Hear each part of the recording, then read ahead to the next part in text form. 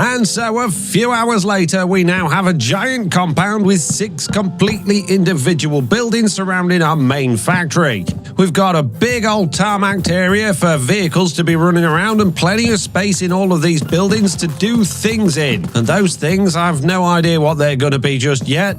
But I have got some plans for this area, so we'll come to that at some point. One of the things I want is to be able to store my tunnel bore somewhere, and I didn't make any of the buildings big enough to be able to do that, because I'm very smart. So we might have to have an outside one maybe parked up here somewhere. I also want to have an opening into this compound somewhere or other, and some roads going to a station where our train line is so that we can, well, get in easily. And I'm also thinking about what this yard could be for. At the moment, it looks quite military, I think, with the weird scorpion-looking building there, and the barracks-looking building here, and the jail-looking building there. Whilst it wasn't intentional, I was definitely taking some inspiration from my favourite games in my youth, Command & Conquer, and Command & Conquer Red Alert. And whilst these buildings are not copies of those buildings from those games, they are relatively well inspired by those. But what I'm thinking mainly is to have a synchronized, almost choreographed vehicle network running around here doing things. Because we've got a big old sand factory here that produces all those things, I'd quite like to make that visually represented. I'd like some sort of big sucking machine that sucks the sand out of the desert. The sand then gets taken to one of these things, and then we can have things like forklift trucks and dumper trucks running around, taking the items to other areas, and then they can be processed there. Not really processed, of course, because we're all doing that inside of the factory. But in order to make it look like things are going on, then we could have a vehicle going backwards and forwards from that to this barracks building here, potentially doing something else, and then over here, and then there. And then eventually I want to have a big ramp coming up here with the finalized items actually being all looking like they're being sent into this building, which is, of course, where they're being stored. And speaking of this building, of course, my copper doors have weathered during this time. I quite like the colour. I do think it goes well with the orange, but I do want orange doors, which means I really do need an oxidizing station and a waxing station set up. So I guess the next point for this episode, we should ignore everything that we've done up here so far and worry about that another day. Subscribe to make sure you don't miss anything on this big old desert build. And we're going to be heading inside for now and working on our workshop. I've decided that I want these 2 areas here to be our storage system for all of the items I need regular access to. And then in other places that are around this area, we can squeeze in vaults and barrels and things in sort of like these little cubby holes where we can have all sorts of other things being stored.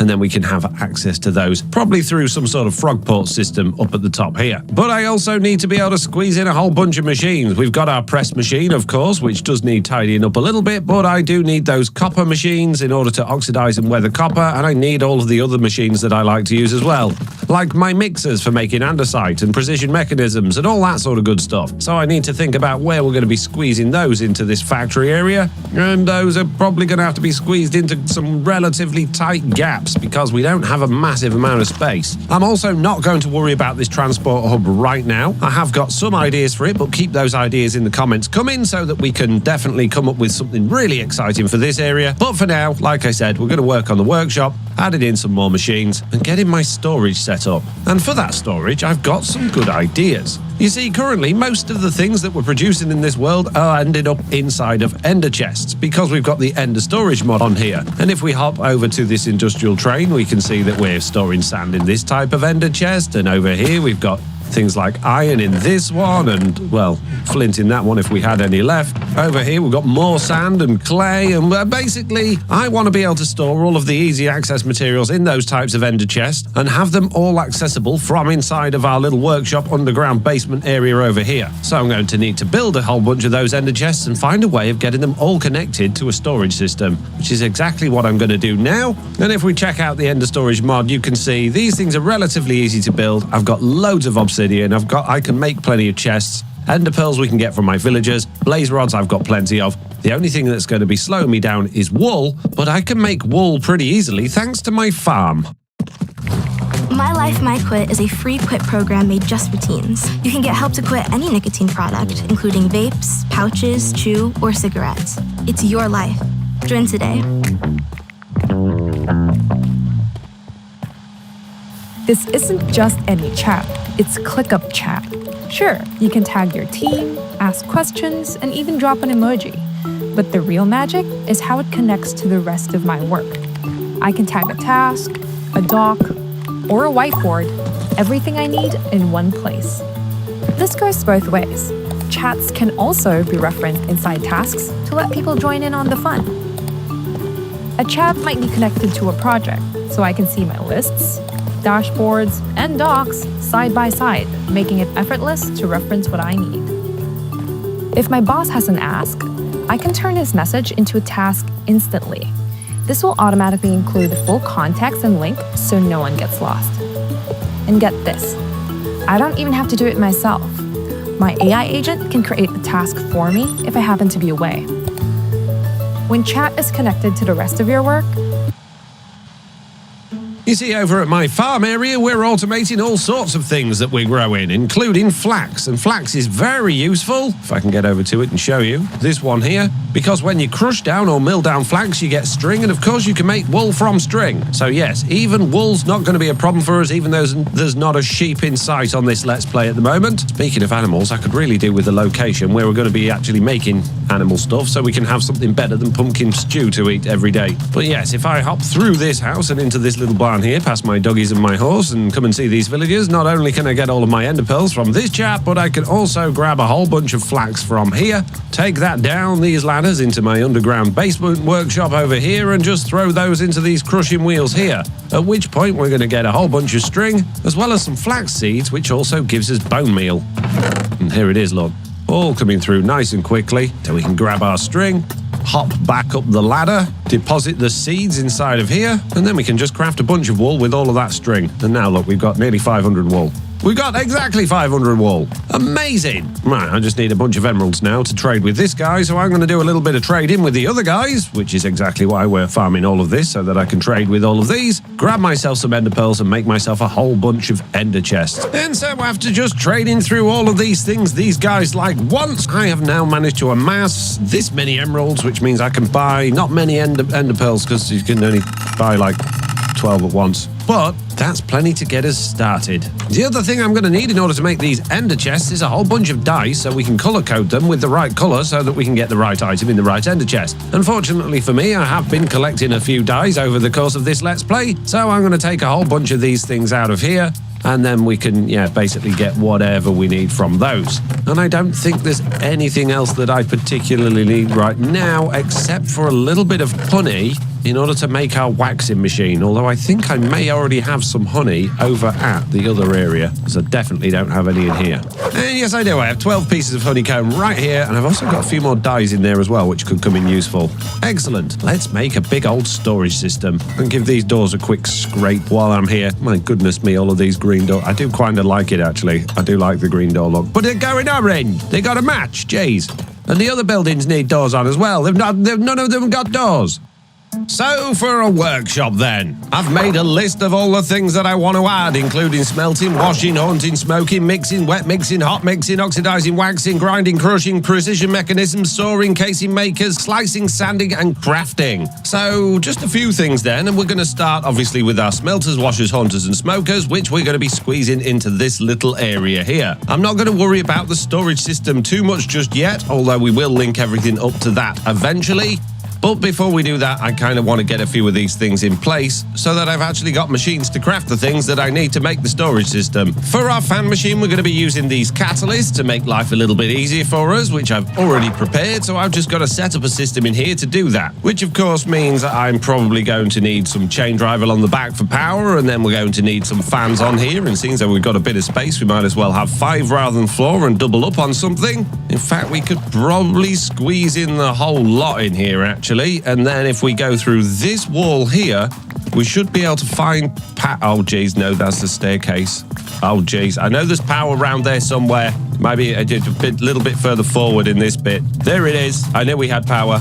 So let's just get this diverted over to where we want it, which is going to be relatively simple to do just by adding a little bit of chain drive here. Then we can throw in a vertical gearbox up there, flip that around, which means we aren't going to be able to have that there, and then we can go up there. However, I believe we can actually stick all of this in the wall because there's nothing on the other side there. So actually what we're going to do is extend our chain drive here to there, flip that one around, and then we can go like that, and then that means we can have another fan there. Excellent. It's sucking me forward. Okay, we need to make those go in the other direction then.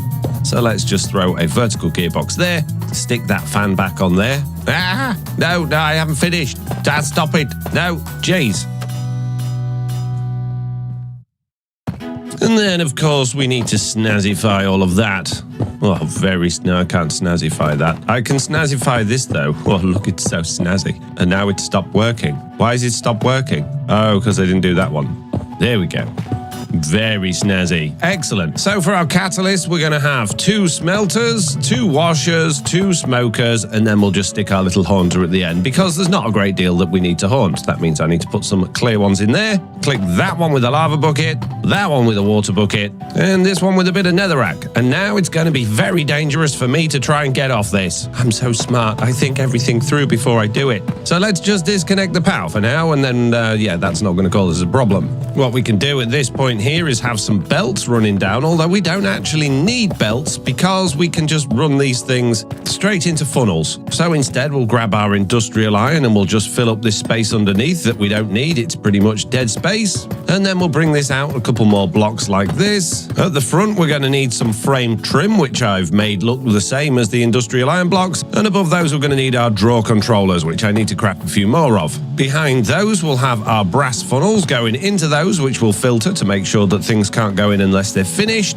And of course we actually need to get items onto here as well, and I'm gonna do things a very bad way. I'm just gonna dump tons of items directly down onto these little platforms here rather than having them on belts, which means I will end up potentially with a whole mountain of items just sat on my floor being washed or smelted, which can be particularly bad for lag. But I don't care in this particular scenario because it's all good. And then I can do that, and then we can have an input spot for our smelter, an input spot for our washer, an input spot for our smoker, and an input spot for our haunter. And so I remember what each of these things are. Let's just stick a little placard on the front like this, and then we can label these appropriately with the things that they're actually going to do, because it's not going to be easy to see what's going on behind there once this is all in place. Probably actually just want these things coming out into chests rather than going into a storage system for now, because this is just going to be happening piecemeal as I need to do it. So yes, we might not actually have storage set up for the things I want to smelt. So let's actually get rid of all of this stuff that I've just put in and just use the blocks of industrial iron instead, with some more chests at the front here to collect everything.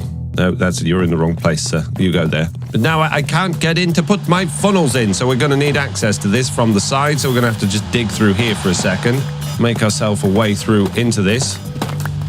There we go. And now we can put the rest of these funnels on, and then we just need to filter those. And that's pretty much that little setup done. Although I suppose we could make this look a little bit more tidy by adding a little bit of stuff up there, and that sort of frames it all. Excellent. Let's get those filters done. For the filters, we're going to be using attribute filters, which means we just need to craft a bunch of these. Then we just need to set up the attribute filters, so I'm going to throw some stone in there and do can be smelted, and then I want that to be the opposite, so we can have an opposite attribute to the list, or we can do a deny list. But I think I'm going to go with the opposite attribute, so cannot be smelted. Tick that, but I can't get in anymore. Okay, we'll get rid of those for a second and try. Oh, geez. Okay, we're going to have to break some eggs to make this work. Let's put those on there. And for the next one, we want cannot be washed, so opposite for that one. And they can go on there. For these two, we need something that can be smoked. So let's throw ourselves a pork chop in there and do can be smoked. And we'll have that as an opposite as well, which can go on those two there. And then for our last one, we can use sand again and do can be haunted, opposite, tick on there. Excellent. Now we can put all this back together again. Just like that. There we go. Now we can build this wall back up again, put all that back together, and then we just need to attach power, which means throwing that bit of chain drive back in there between those. And now this thing should be running. It should be safe. And if I throw a bunch of sand into that chest there, that should end up in this as glass pretty quickly. There we go. The rest of it would be nice. I put a stack in. There we go. So not that quick, but quick enough. We can tick the first thing off the list. Now we're going to be doing some mixing. And for that, we're going to need infinite amounts of lava and water. and blaze burners and all sorts of other things as well. So let's designate a spot for that. And I guess we're going to be going down to our next floor. I am going to tidy this up, make that look a bit nicer in a minute. But let's go down to the next floor and figure out where we're going to have these mixers. And perhaps we could squeeze them into these little gaps here. I don't know if there's quite enough room for that. So we might have to go down to the next floor again and maybe squeeze them into these spots here or along the back here. Maybe, oh gee, there's not actually that much space in all of this space that I've left. Well, I'll worry about that in a minute. Let me go get all of the things I need and then we'll build it. Okay, I've crafted myself a little ender tank so that we've got our infinite lava, and I'm thinking maybe actually we could just build it here against this wall. As long as we don't block off our space to this too much, I think this should be fine. This power's not actually doing anything other than being the twin of that one over there to make it look nice. So let's do that. And we're going to start off with the hot mixer, which is just a blaze burner with a basin and a mechanical mixer on top. We need to feed lava into the blaze burner somehow.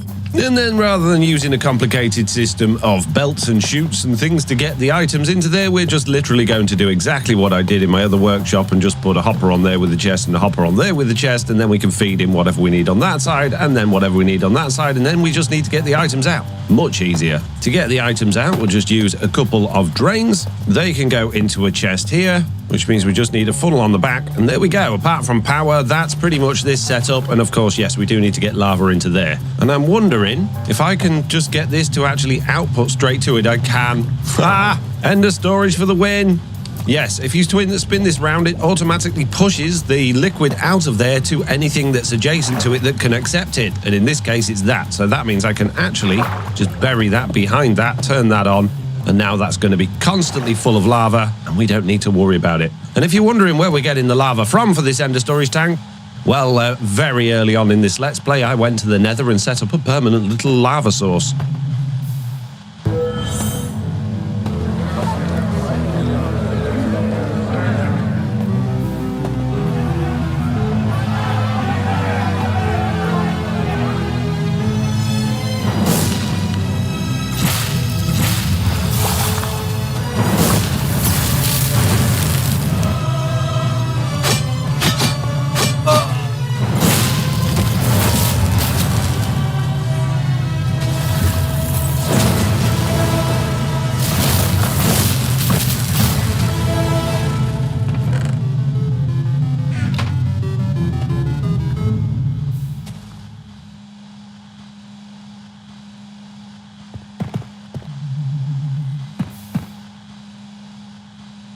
I tried a ton of AI work tools. Then I tried Monday.com.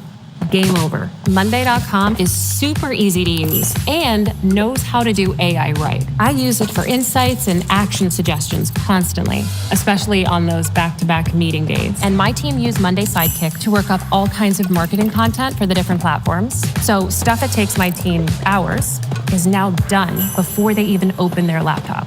All these AI features are built directly into Monday.com and actually use our real data. With Monday.com, AI isn't some over-promising future. It's here. It just works. Like, actually saves us time and resources kind of works. Monday Sidekick, AI you'll love to use. Start a free trial today at Monday.com.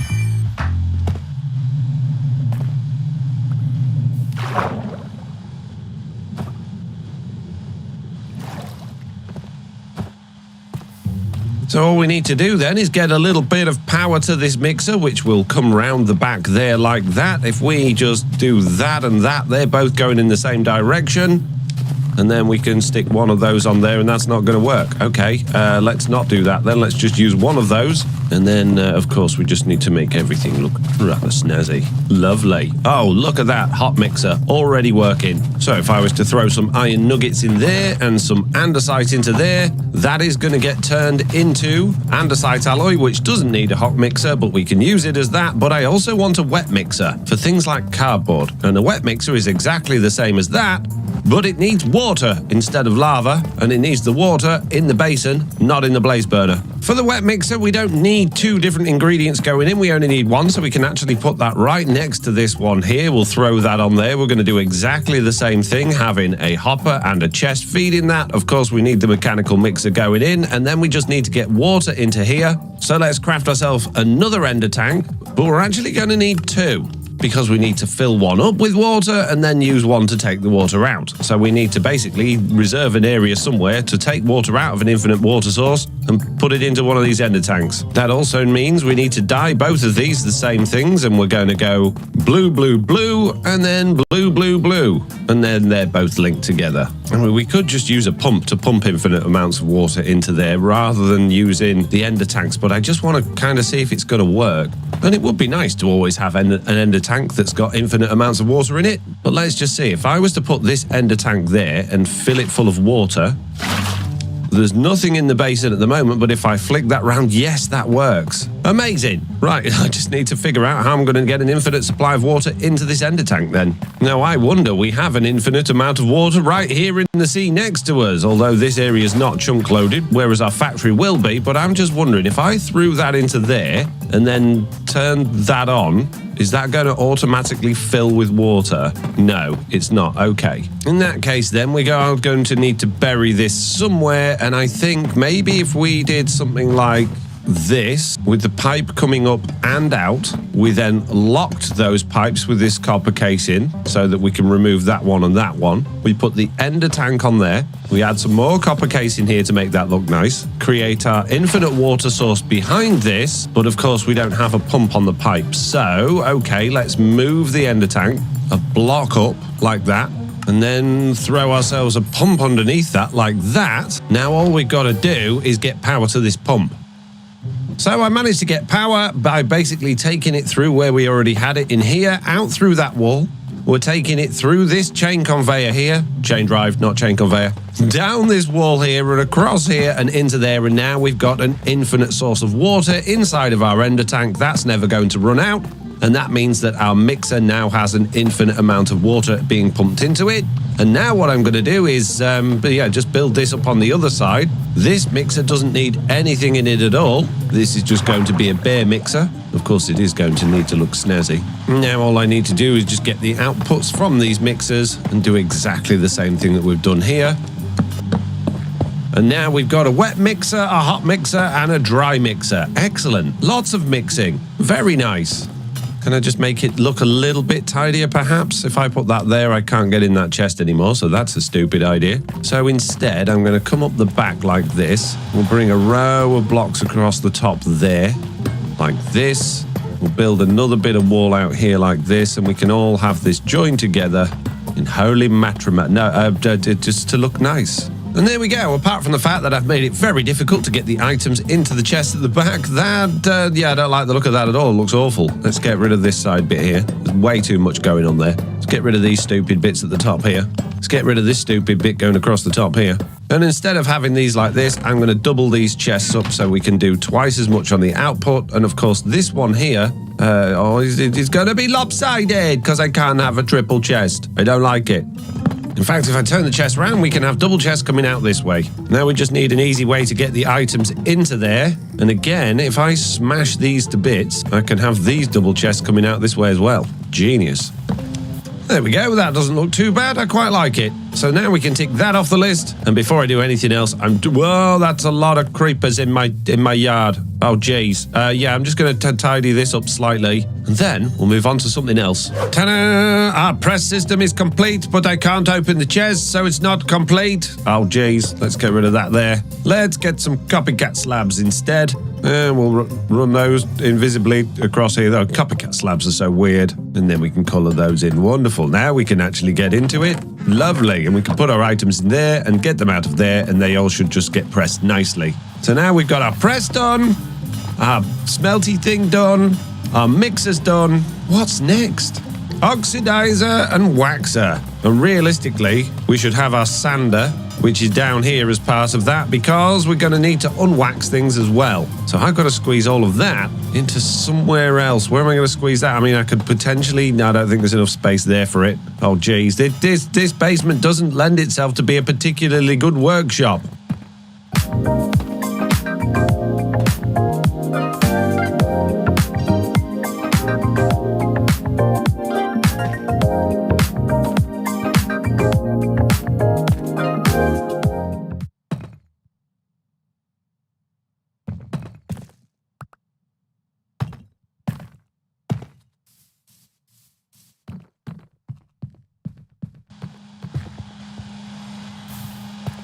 That makes sense to me. My door's gone green. Stop it. Stop being green.